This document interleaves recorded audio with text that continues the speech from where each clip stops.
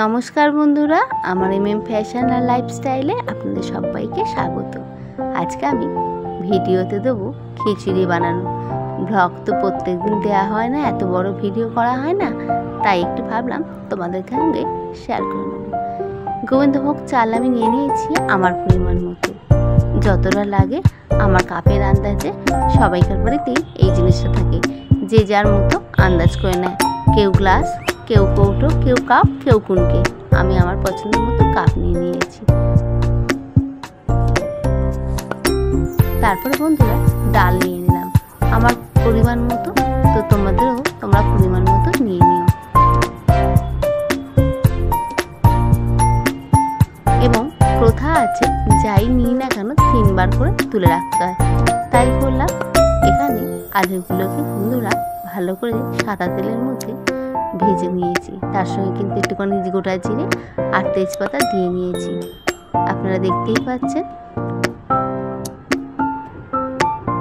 খিচুড়ি করতে গেলে সরঞ্জাম হাতের কাছে থাকলে কতটাই ভালো লাগে। তাই আমি আলুটাকে ভালো করে লাল লাল করে ভেজে নিয়েছি। আমার ভাজা প্রায় শেষ।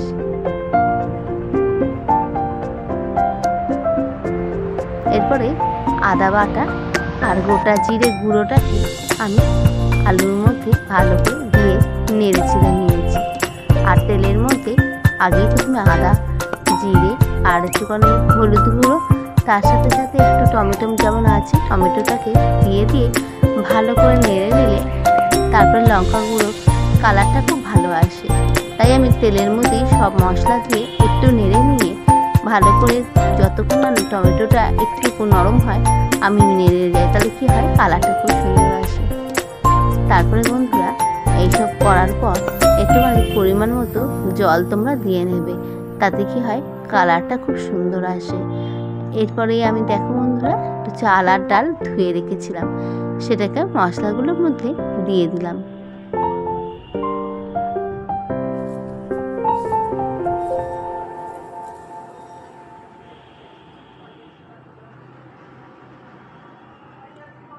সব মশলা দেওয়ার পর আমার খিচুড়িটা পরিমাণ মতো সব কিছু দিয়ে নেড়ে চেড়ে কষানো কমপ্লিট। তাই তোমাদের কাছে চলে এলাম, আরও একবার লবণ দিয়ে দিলাম এবং স্বাদ মতো চিনি দিয়ে দিলাম।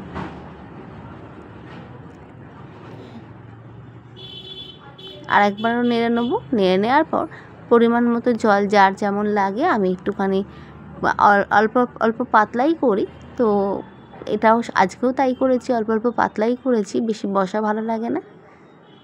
তাই জল দিয়ে গ্রেজকিতে গরম গরম বসিয়ে নিয়েছি।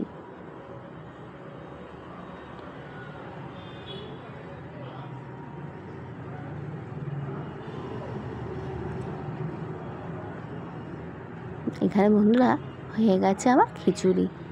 এবার গরম গরম থালায় পরিবেশন করেছি, দেখতেও কিন্তু সুন্দর লাগছে।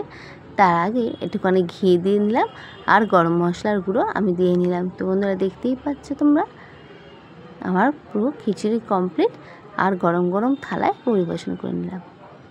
এইবার আমরা খেতে দেওয়ার পালা।